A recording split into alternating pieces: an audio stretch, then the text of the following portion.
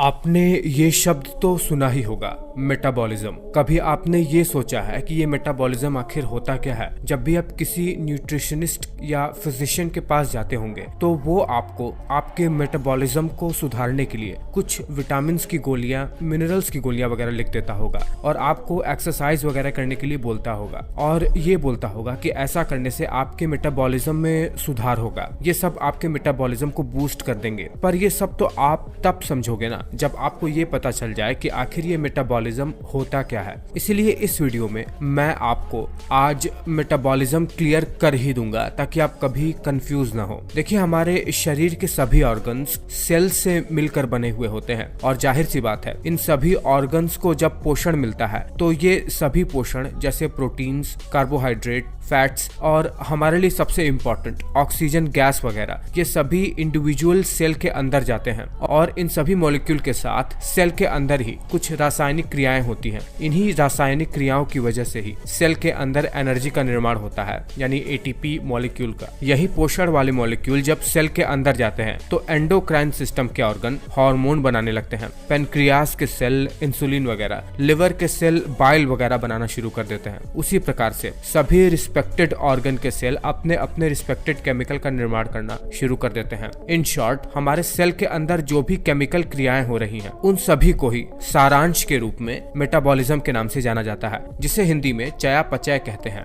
देखिए, मेटाबॉलिज्म भी दो प्रकार का होता है, एक जिसे कहते हैं कैटाबॉलिज्म और एक जिसे कहते हैं एनाबॉलिज्म। देखिए, कैटाबॉलिज्म में क्या होता है, सेल के अंदर जो भी क्रियाएं होती हैं उसमें बड़े बड़े मॉलिक्यूल टूटकर छोटे छोटे मॉलिक्यूल में बदल जाते हैं। वही एनाबॉलिज्म में छोटे छोटे मॉलिक्यूल आपस में जुड़कर एक लार्ज मॉलिक्यूल का निर्माण कर लेते हैं। कैटाबॉलिज्म का सबसे अच्छा उदाहरण है ग्लाइकोलिसिस, जिसमें ग्लूकोज के मॉलिक्यूल टूटकर सिट्रिक एसिड साइकिल में जाते हैं और एटीपी का निर्माण करते हैं। एनाबॉलिज्म का सबसे अच्छा उदाहरण है ग्लूकोज के मॉलिक्यूल्स का आपस में जुड़कर ग्लाइकोजेन का बनाना, फ्री फैटी एसिड और ग्लिसरॉल का आपस में जुड़कर ट्राइग्लिसराइड बनाना। अब देखिए, आगे की वीडियो में हम कार्बोहाइड्रेट का मेटाबॉलिज्म कैसे होता है, प्रोटीन का मेटाबॉलिज्म कैसे होता है और लिपिड्स का मेटाबॉलिज्म कैसे होता है, ये सब जानेंगे। इस वीडियो में हम छोटा सा ओवरव्यू ले लिए हैं कि मेटाबॉलिज्म होता क्या है। आप ये जानकर हैरान हो जाएंगे कि आपकी बॉडी पतली होगी, मोटी होगी, आप देखने में सुंदर होंगे कि नहीं, ये सब इसी मेटाबॉलिज्म पर ही निर्भर करता है। इसीलिए आप इस चैनल से जुड़े रहिए, आगे मेटाबॉलिज्म से संबंधित हर एक चीज क्लियर कर दूंगा आपका। देखिए, जब भी हम कोई मीठी चीज खाते हैं तो वो हमें एनर्जी देता है। दरअसल कोई भी मीठी चीज जिसे हम खाते हैं बायोकेमिस्ट्री की भाषा में कार्बोहाइड्रेट कही जाती है और कार्बोहाइड्रेट को केमिकली सैकेराइड्स भी कहते हैं। जब भी हम कोई मीठी चीज खाते हैं तो वो पचकर कार्बोहाइड्रेट के सबसे सिंपलेस्ट फॉर्म ग्लूकोज, गैलेक्टोज और फ्रक्टोज में टूटकर हमारे आंतों से अब्सॉर्ब होकर हमारे ब्लड वेसल्स में चली जाती है। हमारी इंटेस्टाइन में ग्लूकोज और गैलेक्टोज सोडियम डिपेंडेंट ग्लूकोज सिम्पोर्टर के थ्रू एंटेरोसाइट में जाती है और फ्रक्टोज GLUT5 नाम के ट्रांसपोर्टर के थ्रू एंटेरोसाइट में आता है और ये तीनों ही ग्लूकोज, गैलेक्टोज और फ्रक्टोज GLUT2 नाम के ट्रांसपोर्टर से होते हुए हमारे ब्लड वेसल में मिल जाते हैं। आपको बता दें कि फ्रक्टोज हमें फलों से मिलता है, गैलेक्टोज हमें दूध से मिलता है और ग्लूकोज हमें चीनी, चावल, गेहूं, सब्जियां और बाकी के हाइड्रोकार्बन वाले चीजों से मिल जाता है। ब्लड में मिलने के बाद ये तीनों ही कार्बोहाइड्रेट के सिंपलेस्ट फॉर्म सीधे हेपेटिक वेन से होते हुए हमारे लिवर के अंदर जाते हैं, जहां पर इन तीनों ही कार्बोहाइड्रेट के अलग अलग फॉर्म का मेटाबॉलिज्म होने लगता है। सबसे पहले बात कर लेते हैं, जब गैलेक्टोज हमारे लिवर के अंदर जाता है तो उसके साथ क्या होता है। देखिए, जब गैलेक्टोज हमारे लिवर के अंदर GLUT2 के थ्रू आया, ये गैलेक्टोज बहुत सारे एंजाइमेटिक क्रियाओं के द्वारा ग्लूकोज में बदल जाता है, ग्लूकोज 1 फास्फेट में, जहां पर एक्सेसिव ग्लूकोज ग्लाइकोजेनेसिस प्रोसेस के थ्रू ग्लाइकोजन में कन्वर्ट होकर स्टोर कर लिया जाता है। लेकिन जब इसी गैलेक्टोज का मेटाबॉलिज्म हो रहा होता है तभी दो और प्रोडक्ट इसके मेटाबॉलिज्म से बनते हैं। एक होता है गैलेक्टिटॉल और एक होता है गैलेक्टोनेट। दोनों ही हमारे गट के बैक्टीरिया को फीड करने में मदद करते हैं। पर जब यही गैलेक्टिटॉल हमारे आंखों में इकट्ठा होने लगता है गैलेक्टोज के मेटाबॉलिज्म में गड़बड़ी के कारण, तो हमारी हमारी आंखों में मोतियाबिंद की बीमारी होने लगती है और साथ ही साथ इसके मेटाबॉलिज्म की गड़बड़ी से बच्चों में मानसिक विकास का अवरोध, सीजर्स जैसे कई बीमारियां भी डेवलप हो जाती हैं। अब आते हैं कि जब फ्रक्टोज लिवर के अंदर आता है तो उसका मेटाबॉलिज्म कैसे होता है। देखिए, लिवर के अंदर फ्रक्टोज GLUT2 ट्रांसपोर्टर के थ्रू ही अंदर जाता है और जब ये लिवर के अंदर गया इसका मेटाबॉलिज्म शुरू हो जाता है। फ्रक्टोज के मेटाबॉलिज्म से एंड प्रोडक्ट के रूप में ट्राइग्लिसराइड्स का निर्माण भी हो जाता है, यानी लिपिड्स का। ग्लूकोज भी बनता है। ग्लूकोज ग्लाइकोजेनेसिस के थ्रू ग्लाइकोजन में स्टोर हो जाता है और एक बहुत बड़ा पार्ट फ्रक्टोज का लैक्टेट भी बन जाता है, यानी लैक्टिक एसिड। शरीर में फ्रक्टोज की कमी या इसके मेटाबॉलिज्म में गड़बड़ी या कहिए फ्रक्टोज को ट्रांसपोर्ट करने वाले ट्रांसपोर्टर में अगर गड़बड़ी हो जाए तो हमें कई तरीके की बीमारी भी हो सकती है। खास तौर पर हमें नपुंसकता हो सकती है, क्योंकि ये फ्रक्टोज हमारे सेमाइनिकल वेसिकल्स में बहुत ही मेजर रोल प्ले करता है। अब आते हैं कि ग्लूकोज का मेटाबॉलिज्म कैसे होता है। देखिए, ग्लूकोज हमारे लिवर में GLUT2 ट्रांसपोर्टर से ही आता है और जब आता है तो या इसका ग्लाइकोलाइसिस होकर ये ATP का निर्माण करता है, एनर्जी का निर्माण, या फिर ये ग्लाइकोजेनेसिस के थ्रू ग्लाइकोजन में कन्वर्ट होकर लिवर में ही स्टोर हो जाता है। इसके मेटाबॉलिज्म में गड़बड़ी के कारण से डायबिटीज जैसी बीमारी हो जाती है। देखिए, अब्जॉर्प्शन के बाद ग्लूकोज, फ्रक्टोज और गैलेक्टोज ब्लड में ट्रेवल करते रहते हैं, जिसमें से अधिकतम लिवर में जाकर प्रोसेस हो जाते हैं। तब प्रोसेस होने के बाद ग्लूकोज ब्लड में फ्री ट्रेवल करते रहते हैं और शरीर के विभिन्न टिश्यू में जाते हैं। वहां पर ग्लूकोज सेल में एंटर होकर ग्लाइकोलाइसिस के थ्रू माइटोकॉन्ड्रिया में एंटर होकर सेल्यूलर रेस्पिरेशन में हिस्सा लेता है, जिससे ATP का निर्माण होता है। पर कुछ टिश्यू में एक स्पेशल किस्म का ट्रांसपोर्टर होता है जो कभी भी ग्लूकोज को डायरेक्टली टिश्यू में एंटर होने नहीं देता है, यानी सेल में। ऐसी टिश्यू जिसमें ग्लूकोज डायरेक्टली सेल के अंदर प्रवेश नहीं कर पाता है, उसके लिए इंसुलिन की आवश्यकता होती है। ऐसे स्पेशल किस्म के टिश्यू हमारे शरीर में मसल्स, एडिपोज टिश्यूज जैसे टिश्यू में होते हैं। इनके ऊपर एक स्पेशल किस्म का इंसुलिन डिपेंडेंट ग्लूकोज ट्रांसपोर्टर पाया जाता है, जिसे GLUT4 कहते हैं। इंसुलिन आता है, इन सभी GLUT4 ट्रांसपोर्टर को खोलता है, तब जाकर इनके अंदर ग्लूकोज एंटर कर पाता है। अगर इंसुलिन नहीं बनेगा तो ये ग्लूकोज ब्लड में ट्रेवल करता रहेगा और यूरिन के थ्रू बाहर निकल जाएगा और मसल्स को कभी भी एनर्जी नहीं मिल पाएगी। इसी कंडीशन को हम डायबिटीज कहते हैं। जितना ग्लूकोज शरीर को जरूरत होता है उतना तो ग्लाइकोलाइसिस के थ्रू, सेलुलर रेस्पिरेशन के थ्रू एनर्जी में कन्वर्ट हो जाता है। बाकी का बचा हुआ ग्लूकोज ग्लाइकोजेनेसिस के थ्रू ग्लाइकोजन में बदलकर हमारे लिवर, हमारे मसल्स और हमारे एडिपोज टिश्यू में जाकर स्टोर हो जाता है। मैंने आपको अभी बताया है कि फ्रक्टोज ट्राइग्लिसराइड में भी बदल जाता है, इसीलिए फ्रक्टोज से बने हुए ट्राइग्लिसराइड्स इस फैट सेल में ही जाकर इकट्ठा हो जाते हैं और जब शरीर को जरूरत होती है, जब शरीर में ग्लूकोज की कमी हो जाती है, तब पैनक्रियाज से निकला हुआ ग्लूकागॉन हार्मोन इसी ग्लाइकोजन को दोबारा से ग्लूकोज में बदलकर हमारे शरीर को एनर्जी प्रोवाइड कराता है। और आपको बता दें कि जब हमारे शरीर में ग्लाइकोजन और ग्लूकोज दोनों की ही कमी हो जाती है तो शरीर प्रोटीन और लिपिड से इसकी पूर्ति करता है। प्रोटीन और लिपिड्स को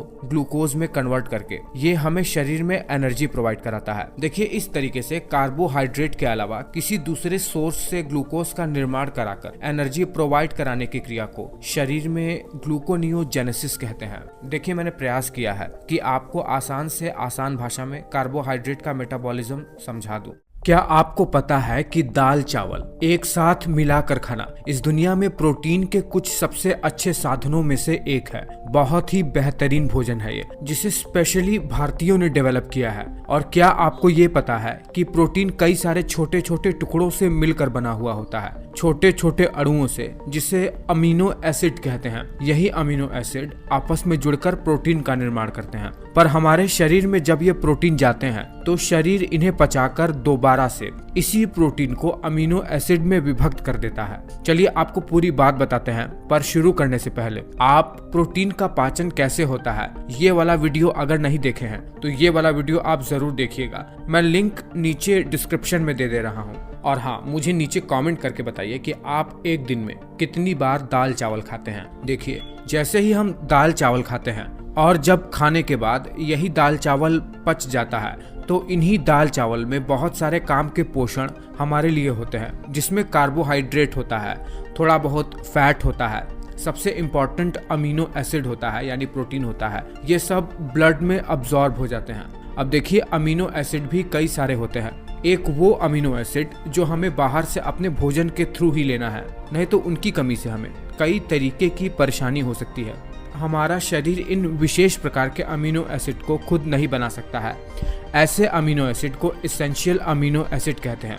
स्क्रीन पर आप इन सभी अमीनो एसिड के नाम देख लीजिए, ये सभी के सभी एसेंशियल हैं। ये हमारा शरीर खुद से नहीं बना सकता है। एसेंशियल अमीनो एसिड संख्या में 9 होते हैं और एक वो अमीनो एसिड होते हैं जिनको हमारा शरीर ग्लूकोज के सहायता से ही विभिन्न प्रकार की केमिकल क्रियाओं से खुद ही बना लेता है। इसे नॉन एसेंशियल अमीनो एसिड कहते हैं। इनकी संख्या हमारे शरीर में 11 होती है। किसी भी फूड में ये नॉन एसेंशियल अमीनो एसिड भी पाए जाते हैं। जरूरी नहीं है कि ये केवल शरीर में ही बने, फूड में भी ये हो सकते हैं। किसी भी प्लांट बेस्ड फूड या जो ऑर्गेनिज्म ये प्लांट खाकर ये सारे के सारे अमीनो एसिड को लिया हो, इसमें भी ये पाए जा सकते हैं। तो कुल मिलाकर 20 अमीनो एसिड हमारे शरीर में जो प्रोटीन हम खाए रहते हैं उसमें टूटकर हमारे ब्लड में ही मिल जाते हैं। दाल चावल के केस में भी ऐसा ही होता है। दरअसल दाल में कुछ विशेष प्रकार के एसेंशियल अमीनो एसिड पाए जाते हैं और चावल में कुछ और प्रकार के। इस प्रकार से जब ये दोनों दाल चावल आपस में मिल जाते हैं तो ये दोनों ही हमारे शरीर के दिन के जरूरत के लिए जितने भी प्रकार के अमीनो एसिड होते हैं वो सभी के सभी हमारे शरीर को मिल जाते हैं। उसके बाद देखिए, जब यही अमीनो एसिड हमारे छोटी आंत से अब्सॉर्ब होकर हमारे ब्लड में मिलते हैं, तब यही सारे के सारे अमीनो एसिड ब्लड के थ्रू पोर्टल वेन से होते हुए सीधे हमारे लिवर के अंदर जाते हैं, जहां पर अब लिवर तय करेगा कि इन सभी अमीनो एसिड के साथ होना क्या है। लिवर इन अमीनो एसिड का चेक पॉइंट की तरह होता है जो ये बताता है कि यहाँ इन सब के साथ होगा क्या, यानी इन अमीनो एसिड का मेटाबॉलिज्म कैसे होगा। देखिए, मेटाबॉलिज्म जैसा कि मैंने आपको पिछले के वीडियो में बताया था कि ये एक केमिकल क्रिया होती है जिसमें अगर दो छोटे छोटे अणु आपस में मिलकर एक बड़ा मॉलिक्यूल बना ले तो उसे एनाबॉलिज्म कहते हैं, या जब एक बड़ा मॉलिक्यूल छोटे छोटे टुकड़ों में विभक्त हो जाए तो इसे कैटाबॉलिज्म कहते हैं। अब ये लिवर क्या करता है, जरूरत के अनुसार जहां जहां बॉडी के प्रोटीन की सिंथेसिस की आवश्यकता है, इन अमीनो एसिड को उन सेल की तरफ भेज देता है। जैसे जहां जहां हार्मोन बनाने की जरूरत है, जहां पर रेड ब्लड सेल की हीम को बनाने की जरूरत है, हीमोग्लोबिन का हीम प्रोटीन, या फिर नॉन प्रोटीन सब्सटेंसेस जैसे डीएनए का प्यूरिन या पिरामिडिन, वहां पर इन सब अमीनो एसिड को डिलीवर करा देता है। आपको बता दें कि प्रोटीन का सिंथेसिस एक प्रकार का एनाबॉलिज्म की क्रिया ही है जिसमें कई सारे अमीनो एसिड आपस में मिलकर एक बड़ा प्रोटीन का मॉलिक्यूल बना लेते हैं, जो कि डीएनए की मदद से पॉसिबल हो पाता है। बॉडी प्रोटीन में आपके मेम्ब्रेन प्रोटीन भी आते हैं जो ट्रांसपोर्ट में मदद करते हैं। उदाहरण के लिए ट्रिप्टोफैन नाम का अमीनो एसिड ब्लड के थ्रू ट्रैवल करके हमारे पीनियल ग्लैंड में जाता है, जहां पर ये मेलाटोनिन नाम के हार्मोन को बनाता है जो कि हमारे स्लीप वेक साइकिल को मेंटेन करता है। इसी की वजह से ही हमें अच्छी नींद आती है। और यही ट्रिप्टोफैन सेरोटोनिन नाम का हार्मोन भी बनाता है जो हमारे मूड को स्टेबलाइज रखता है। अब देखिए, जो बचा हुआ अमीनो एसिड है उसका कैटाबॉलिज्म होगा, मतलब इस अमीनो एसिड को तोड़कर उसे ग्लूकोज में बदलकर स्टोर कर लिया जाएगा, या अमीनो एसिड से अब फैट बनाकर उससे कई तरीके के केमिकल बनाए जाएंगे। अब क्वेश्चन ये उठता है कि लिवर के अंदर इस अमीनो एसिड का डिग्रेडेशन कैसे होगा, यानी इसका कैटाबॉलिज्म कैसे होगा। देखिए, कैटाबॉलिज्म अमीनो एसिड का हमारे शरीर में 3 प्रकार से हो सकता है, ट्रांस अमीनेशन, डी अमीनेशन और डीकार्बोक्सिलेशन से। ट्रांस अमीनेशन हमारे शरीर के लगभग हर सेल के अंदर होता है, जहां पर ये जो अमीनो एसिड हम फूड के थ्रू लिए हैं उसमें इसके अमीनो ग्रुप का ट्रांसफर हो जाता है और यही अमीनो एसिड अल्फा कीटोग्लूटरेट में बदल जाता है, जो आगे चलकर या तो सिट्रिक साइकिल में मदद करेगा एटीपी सिंथेसिस में, या फिर यही कीटोन का निर्माण करेगा यानी फैट्स का। अब डी अमीनेशन में क्या होता है, ये डी अमीनेशन लीवर के अंदर होता है। देखिए, इस डी अमीनेशन में अमीनो एसिड से अमीनो ग्रुप पूरी तरीके से गायब कर दिया जाता है और इसके जगह पर या तो वाटर का मॉलिक्यूल ऐड हो जाता है, या तो हाइड्रोजन का मॉलिक्यूल ऐड हो जाता है, या ऑक्सीजन का मॉलिक्यूल ऐड हो जाता है, या एटम आपस में ही एक दूसरे से अरेंज होकर एक नए प्रकार का कंपाउंड बना लेते हैं। जैसे फैटी एसिड का निर्माण हो जाता है एसिड की वजह से, हाइड्रोक्सिल एसिड का निर्माण भी हो जाता है। और जब ये पूरा प्रोसेस हो रहा होता है तभी इसमें एक बहुत ही टॉक्सिक मटेरियल का निर्माण भी हो जाता है जिसे अमोनिया कहते हैं। ये अमोनिया हमारे ब्रेन के लिए बहुत ज़्यादा खतरनाक होता है, इसलिए लीवर इसे अलग तरीके से प्रोसेस करके यूरिया में कन्वर्ट कर देता है और किडनी के थ्रू यूरिया बाहर निकलकर हमारे शरीर को टॉक्सिसिटी से बचाता है। आपको बता दें कि लगभग 60% जो प्रोटीन या कहिए अमीनो एसिड जो हम फूड के थ्रू लिए रहते हैं वो यूरिया में कन्वर्ट होकर हमारे शरीर से बाहर निकल जाता है। अब देखिए, तीसरा तरीका जिसके कारण से अमीनो एसिड डिग्रेड हो सकते हैं, जो कि होता है डीकार्बोक्सिलेशन, वो भी लिवर में प्रोसेस होता है। या किडनी के अंदर भी ये हो सकता है। इसमें क्या होता है, अमीनो एसिड का कार्बोक्सिलिक ग्रुप अब अमीनो एसिड से हट जाता है या एलिमिनेट हो जाता है और अब अमीनो एसिड अपने एमाइड फॉर्म में बदल जाता है। ग्लूटामेट से ग्लूटामाइन बनाने के लिए डीकार्बोक्सिलेशन का प्रोसेस ही होता है और जब ये डीकार्बोक्सिलेशन प्रोसेस होता है तभी इसी प्रोसेस में अमोनिया का निर्माण भी होता है और ये एमाइड आगे चलकर डीएमिनेशन प्रोसेस के थ्रू विभिन्न प्रकार के केमिकल में बदल जाता है। जैसे अभी मैंने आपको बताया है, अमोनिया यूरिया साइकिल में आकर यूरिया निर्माण होकर हमारे शरीर से बाहर निकल जाता है और इसी तरीके से अमीनो एसिड छोटे छोटे टुकड़ों में टूटकर हमारे शरीर से बाहर निकल जाता है। तो चलिए आपको इस बात का मैं पूरा निष्कर्ष बता दूं कि जब हम दाल चावल खाते हैं और उससे जो हमें प्रोटीन मिलता है तो उसके साथ होता क्या है। देखिए, सबसे पहले तो यही प्रोटीन हमारे शरीर में जो काम के बॉडी प्रोटीन होते हैं, जैसे हार्मोन, एंजाइम वगैरह, इनका निर्माण करता है। यही प्रोटीन अगर ज़रूरत से ज़्यादा है तो लिवर इसे ग्लूकोज और फैट में कन्वर्ट करके शरीर में विभिन्न जगह पर स्टोर कर देता है। अमीनो एसिड कहीं भी स्टोर नहीं होता है हमारे शरीर में और जो एसेंशियल अमीनो एसिड हम लेते हैं, जो हमारे शरीर को बहुत ज़्यादा ज़रूरत है, जो शरीर खुद नहीं बना सकता है, उसकी मदद से ये लिवर बहुत सारे केमिकल क्रियाओं से नॉन एसेंशियल अमीनो एसिड खुद ही बना लेता है और जब ये सब प्रोसेस हो रहा होता है तभी वेस्ट प्रोडक्ट के रूप में अमोनिया का निर्माण भी होता है, जिसमें लिवर अमोनिया को यूरिया में कन्वर्ट करके हमारे शरीर से बाहर निकाल देता है, जो कि बहुत ही ज़्यादा हानिकारक है हमारे शरीर के लिए। तो मैं यही कहूँगा कि हमारे शरीर के लिए दाल चावल बहुत ही इम्पॉर्टेंट फूड है जो हमें बहुत सारा पोषण दे सकता है। तो आप दाल चावल ज़रूर खाइए और इस वीडियो पर अपनी प्रतिक्रिया ज़रूर दीजिए।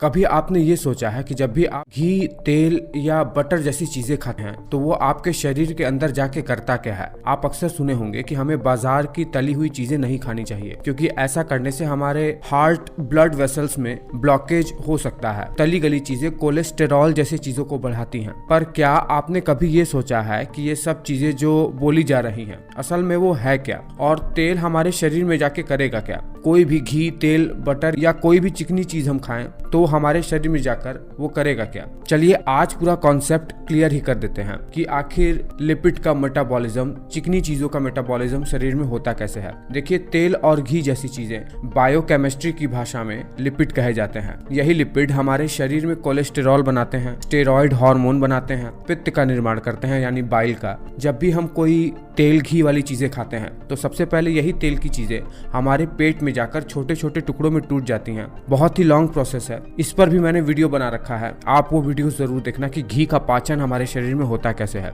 अब अगर जो फूड हम खा रहे हैं उसमें ये कोलेस्टेरॉल जैसी चीजें होंगी, फॉस्फोलिपिड होगा और ट्राइग्लिसराइड जैसी चीजें होंगी, तो सबसे पहले ये फैटी एसिड में टूटकर इंटेस्टाइन के एंटेरोसाइड द्वारा ऑब्जॉर्ब कर लिए जाएंगे। इसमें ट्राइग्लिसराइड फैटी एसिड में टूटकर ऑब्जॉर्ब होगा और कोलेस्टेरॉल जस का तस ऑब्जॉर्ब होगा। फैटी एसिड और कोलेस्टेरॉल के ऊपर एक प्रोटीन की लेयर चढ़ जाती है हमारे एंटेरोसाइड के अंदर ही, जिसके कारण से ये तेल के मॉलिक्यूल यानी ये जो लिपिड है इसके ऊपर प्रोटीन के लेयर के चढ़ जाने के बाद ये प्रोटीन और लिपिड के कॉम्बिनेशन वाला एक मॉलिक्यूल बना लेते हैं जिसे लिपोप्रोटीन कहते हैं। और लिपोप्रोटीन भी कई प्रकार का होता है। अगर हम कोई डाइटरी फैट खा रहे हैं जैसे तेल, घी वाली चीजें, तो पचने के बाद बने हुए इस लिपोप्रोटीन को काइलोमाइक्रोन कहते हैं। ये काइलोमाइक्रोन जब ब्लड में जाता है तो क्या होता है कि यही काइलोमाइक्रोन पूरे शरीर भर में घूम घूम कर जहाँ पर भी जिन जिन टिश्यू को फैट की आवश्यकता होती है यानी फैटी एसिड की, वहाँ यही काइलोमाइक्रोन जो कि प्रोटीन और फैट का एक बॉल की तरह है, वो घूम घूम कर फैटी एसिड को टिश्यू में डिलीवर कराता है। देखिए क्या होता है कि हमारे ब्लड वेसल के दीवार पर एक बहुत ही स्पेशल किस्म का एंजाइम पाया जाता है जिसे लिपोप्रोटीन लाइपेज कहते हैं। वो क्या करता है, इसी काइलोमाइक्रोन के बॉल से जिसमें प्रोटीन और फैटी एसिड और कोलेस्ट्रॉल जैसी चीजें होती हैं, उनमें से फैटी एसिड को एक्सट्रैक्ट करके जिस भी टिश्यू में जरूरत है वहां पर डिलीवर करा देता है, जैसे एडिपोज टिश्यू में या फिर लिवर में या फिर किडनी में, या फिर इसी तरीके से काइलोमाइक्रोन घूम घूम कर जहां भी जरूरत है वहां पर फैट को डिलीवर करा देता है। और जब ऐसा टाइम आता है जब काइलोमाइक्रोन में बहुत ही थोड़ा सा या नाम मात्र का फैटी एसिड बचा हुआ होता है तो उसे काइलोमाइक्रोन रेमिनेंट कहते हैं। ये लिवर द्वारा ग्रहण कर लिया जाता है। अब इसमें कोलेस्टेरॉल और फैट सॉल्युबल विटामिन बहुत सारे होते हैं जो कि लिवर के पैरेंकाइमल सेल द्वारा अब्सॉर्ब कर लिए जाते हैं। अब जब ये फैटी एसिड सेल के अंदर डिलीवर हो जाते हैं तो असल में ये क्या करते हैं, देखिए ये फैटी एसिड शरीर में ट्राइग्लिसराइड के रूप में स्टोर रहते हैं। मतलब इसमें फैटी एसिड और अल्कोहल का एक मॉलिक्यूल जिसमें वो ग्लिसरॉल के फॉर्म में होता है, उसके साथ बाइंड होकर यही फैटी एसिड ट्राइग्लिसराइड बन जाते हैं और यही ट्राइग्लिसराइड्स एडिपोज टिश्यू में स्टोर हो जाते हैं, लिवर में भी, किडनी में भी और हार्ट में भी। और ये स्टोर्ड फैटी एसिड हमारे शरीर में शरीर के सबसे बड़े फ्यूल रिजर्व की तरह काम करते हैं। मतलब अगर जब भी हमारे शरीर में भोजन की कमी हुई, ग्लाइकोजन की, जब ग्लूकोज पूरी तरीके से डिप्लीट हो जाता है, तो यही फैटी एसिड दरअसल एनर्जी में कन्वर्ट होकर हमारे शरीर के संचालन में मदद करते हैं। देखिए क्या होता है कि जब भी शरीर को एनर्जी की आवश्यकता होती है, जब शरीर में पूरी तरीके से ग्लाइकोजन का स्टोर खत्म हो जाता है, तब शरीर क्या करता है, इन्हीं एडिपोज टिश्यू में जो फैटी एसिड होता है उनको ये विभिन्न सेल के माइटोकॉन्ड्रिया तक पहुंचाकर एनर्जी बनाते हैं। और इसमें एल्ब्यूमिन नाम का एक प्रोटीन होता है जो इन फैटी एसिड को जहां जहां जरूरत है वहां वहां कैरियर की तरह काम करके पहुंचाते हैं एडिपोज टिश्यू में से या कहीं और से भी। इस प्रकार से फैटी एसिड के थ्रू एनर्जी बनने की क्रिया को फैटी एसिड का बीटा ऑक्सीडेशन कहते हैं।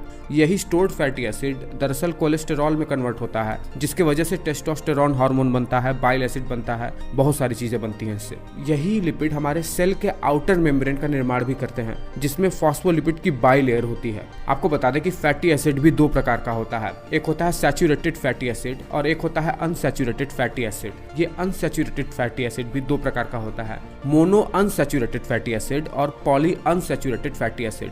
पॉली अनसैचुरेटेड फैटी एसिड में दो स्पेशल फैटी एसिड होते हैं, ओमेगा 3 और ओमेगा 6। आपको बता दें ये हमारे शरीर के लिए बहुत ही इसेंशियल है। ओमेगा 3 और ओमेगा 6 इन दोनों को शरीर खुद नहीं बना सकता है, इसीलिए अगर आप ओमेगा 3 और ओमेगा 6 फैटी एसिड बाहर से नहीं खा रहे हो तो आपको इसकी कमी की वजह से बहुत सारी परेशानियां उठानी पड़ सकती हैं, आपको कई प्रकार की बीमारियां भी हो सकती हैं। देखिए शरीर बहुत ही स्मार्ट होता है, बहुत स्मार्टली वर्क करता है। जब भी शरीर को बहुत ज्यादा कार्बोहाइड्रेट मिल जाता है या बहुत ही एक्सेस अमाउंट में अमीनो एसिड, तो शरीर उन एक्स्ट्रा बचे हुए कार्बोहाइड्रेट को दरअसल फैटी एसिड में सिंथेसिस कर देता है।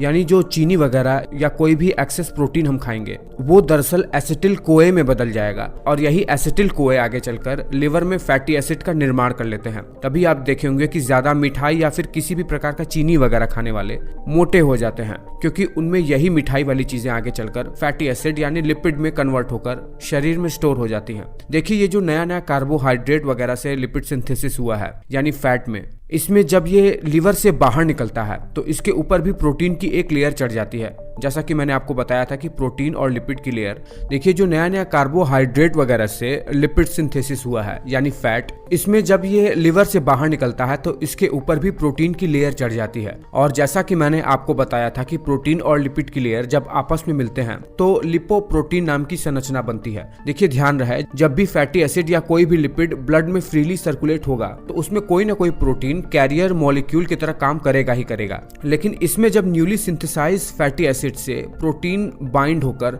ब्लड में सर्कुलेट होगा तो ये वेरी लो डेंसिटी लिपोप्रोटीन नाम का लिपोप्रोटीन बना लेता है। और यही वेरी लो डेंसिटी लिपोप्रोटीन जहां जरूरत है वहां पर ट्राइग्लिसराइड को डिलीवर करा देता है। जब VLDL से फैटी एसिड टिश्यू तक डिलीवर होता रहता है तब यही VLDL में फैटी एसिड की डेंसिटी कम हो जाती है और इंटरमीडिएट डेंसिटी लिपोप्रोटीन में बदल जाता है ये। और धीरे धीरे क्या होता है कि ये फैटी एसिड को डिलीवर कराते कराते ये एक बहुत ही लो डेंसिटी वाला लिपोप्रोटीन में बदल जाता है, जिसे LDL कहते हैं, लो डेंसिटी लिपोप्रोटीन, जो कि हमारे हेल्थ के लिए बहुत ज्यादा खराब होता है। ये कोलेस्टेरॉल को शरीर में जमा कराता है। आगे हम इसके बारे में भी जानेंगे, लेकिन चलिए थोड़ा इसके बारे में भी जान ही लेते हैं। देखिए इसमें क्या होता है कि जो LDL होता है ये मेनली कोलेस्टेरॉल से बना हुआ होता है। VLDL जब पूरी तरीके से फैटी एसिड को टिश्यू में डिलीवर करा देता है तो इसी VLDL नाम के लिपोप्रोटीन में केवल कोलेस्टेरॉल ही बाकी रहता है।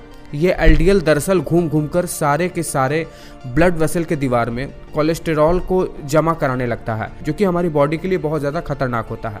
ज़्यादातर हार्ट अटैक इसी LDL के कारण से ही होते हैं। इसी समस्या के समाधान के लिए ही लिवर एक बहुत ही स्पेशल किस्म के मॉलिक्यूल को सिंथेसाइज भी करता है, जिसे HDL कहते हैं यानी हाई डेंसिटी लिपोप्रोटीन। ये क्या करता है, ये कोलेस्टेरॉल को सीधे लिवर में ले जाता है, जहाँ लिवर इसे अपने काम के लिए यूज कर लेता है और नसों में ब्लॉकेज भी नहीं होता है। देखिए मैं उम्मीद कर रहा हूँ कि लिपिड को यानी घी, तेल जैसी चीज़ों को मैं आसान से आसान शब्दों में समझा पाया हूँ। जो भोजन आप खाते हो क्या उसके अंदर भी DNA होता है? क्या आपने कभी ये सोचा है? आप ये बात तो जानते ही होंगे, जो भी चीज़ सेल से मिलकर बनी हुई होती है उसके अंदर न्यूक्लिक एसिड यानी DNA RNA जैसी चीज़ें तो होंगी ही होंगी। मान लीजिए कि आप कोई भी पत्ते वाली चीज़ खा रहे हो या आप चावल दाल जैसी चीज़ें खा रहे हो, तो क्या उसके अंदर भी डीएनए मौजूद है? और डीएनए यानी न्यूक्लिक एसिड, उसका पाचन होता कैसे है, पेट में जाकर वो शरीर के साथ आखिर करता क्या है, ये जानना हमारे लिए बहुत ज़रूरी है। इसीलिए चलिए आज इस वीडियो में हम ये जान ही लेते हैं कि डायटरी न्यूक्लिक एसिड यानी डायटरी डीएनए और आरएनए जैसी चीज़ों का पाचन हमारे शरीर में होता कैसे है और ये शरीर में जाकर करते क्या हैं। देखिए, जो भी चीज़ें सेल से मिलकर बनी हुई होती हैं उनमें डीएनए तो होगा ही होगा, क्योंकि सेल के अंदर उसका जेनेटिक मटेरियल तो होता ही होता है। देखिए, आप डीएनए, आरएनए और न्यूक्लिक एसिड जैसे टर्म में कंफ्यूज मत हो जाइएगा। हर एक डीएनए और आरएनए न्यूक्लिक एसिड ही होता है। अब आते हैं टॉपिक पर। जैसे आप मान लीजिए आप पालक का पत्ता खा रहे हो। पालक का पत्ता सेल से मिलकर बना हुआ होता है, जाहिर सी बात है तब उसके अंदर भी डीएनए जैसी चीज़ें होंगी। चावल या फिर कोई भी हम बीज वाली चीज़ें जो खाते हैं उसके अंदर भी डीएनए मटेरियल होता ही है, क्योंकि वो सभी सेल से मिलकर बने हुए होते हैं। चावल, दाल और गेहूं जैसी चीज़ें तो जर्म सेल होती हैं, उन्हें आप खेत में बो दो, वो पूरा का पूरा पौधा बन जाएंगे। और जैसा कि मैंने आपको पिछले की वीडियो में बता रखा है कि डीएनए फॉस्फेट ग्रुप, शुगर और नाइट्रोजनस बेस से मिलकर बना हुआ होता है। और डीएनए में मौजूद नाइट्रोजनस बेस दो प्रकार का होता है, प्यूरीन और पिरिमिडीन। देखिए, जब भी हम ऐसा भोजन खाएंगे जिसमें डीएनए होगा तो सबसे पहले तो वो अपने मूल स्वरूप में टूट जाएगा, यानी इन्हीं पेंटोज, शुगर, फॉस्फेट ग्रुप और नाइट्रोजनस बेस में। फॉस्फेट ग्रुप और शुगर ठीक वैसे ही डाइजेस्ट होगा जैसे बाकी के कार्बोहाइड्रेट शरीर में पहुंचते हैं और शरीर को ऊर्जा देते हैं या फिर ग्लाइकोजन के रूप में स्टोर हो जाते हैं।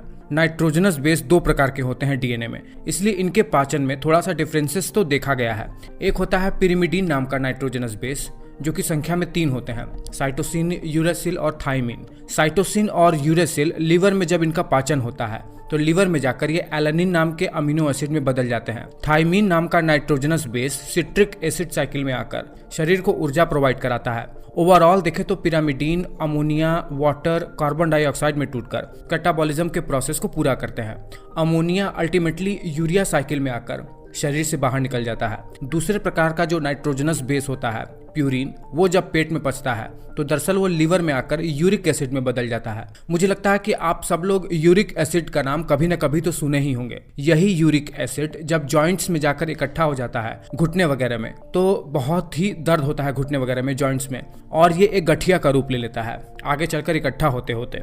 इसके बारे में हम आगे के वीडियोस में जानेंगे, पर फिलहाल इस वीडियो के टॉपिक पर आते हैं। देखिए, इस पूरे के पूरे न्यूक्लिक एसिड के पाचन का सारांश क्या है आपको ये मैं बता देता हूँ। देखिए, हम कोई भी न्यूक्लिक एसिड वाली चीज खाएंगे जिसमें डीएनए और आरएनए जैसी चीज होंगी, कोई भी पत्तेदार सब्जी या फिर कोई भी प्लांट बेस्ड फूड या फिर कोई भी एनिमल बेस्ड फूड जो कि सेल से मिलकर बने हुए होते हैं, तो उनका शुगर और फॉस्फेट ग्रुप तो वैसे ही पचता है जैसे एक साधारण शुगर पचता है, शरीर को एनर्जी देता है या फिर ग्लाइकोजन में स्टोर हो जाता है। और बाकी के नाइट्रोजनस बेस या तो यूरिक एसिड में बदल जाते हैं या फिर प्रोटीन सिंथेसिस में अपना योगदान देते हैं अमीनो एसिड के रूप में। बहुत ही लॉन्ग प्रोसेस है, इसीलिए इसको शॉर्ट में ही जानते हैं। देखिए, हम सब मनुष्यों के सेल्स, उनके अंदर भी तो डीएनए पाया जाता है। वो कैसे बनता है? क्या जो भी हम भोजन खाए रहते हैं उससे बनता है, या फिर जो बायोमॉलिक्यूल्स पहले से स्टोर होते हैं भोजन के रूप में हमारे शरीर के अंदर, उनकी सहायता से बहुत सारे केमिकल रिएक्शन से डीएनए का निर्माण होता है? चलिए शॉर्ट में जानते हैं। देखिए, जो भी चीनी वगैरह, मीठी चीज या फिर जो भी हम कार्बोहाइड्रेट खाते हैं, उसी ग्लूकोज से ही पेंटोज, शुगर और फॉस्फेट ग्रुप डीएनए को मिल जाता है। और ये जो नाइट्रोजनस बेसिस होते हैं, प्यूरिन और पिरिमिडीन जैसी चीजें, ये सब carbon dioxide, water, amino acid, इन सब जैसे रॉ मटेरियल की वजह से सिंथेसिस हो पाते हैं। और तभी हमारे नए सेल डिवीजन से बनी हुई सेल में आइडेंटिकल कॉपी डीएनए का सिंथेसिस भी हो पाता है। मैं उम्मीद कर रहा हूँ कि एक बहुत ही कॉम्प्लिकेटेड टॉपिक में आपको बहुत ही आसान से भाषा में समझा पाने में सक्षम हो पाया हूँ। अगर ऐसा है तो आप वीडियो को लाइक ज़रूर करना।